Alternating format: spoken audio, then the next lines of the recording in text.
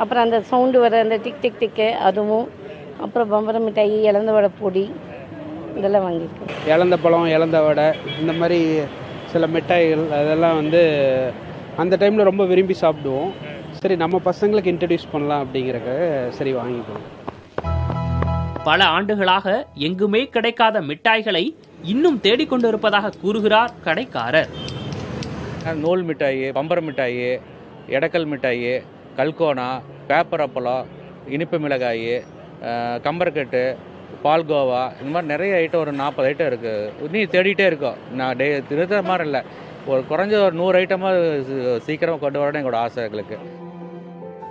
ஒரு நொடியில் அந்த காலத்திற்கே பயணிக்க வைக்கும் மந்திரம் இது போன்ற மிட்டாய்களுக்கு இருப்பது இங்கு வருவோரின் மகிழ்ச்சியான முகத்தில் பிரதிபலிக்கிறது.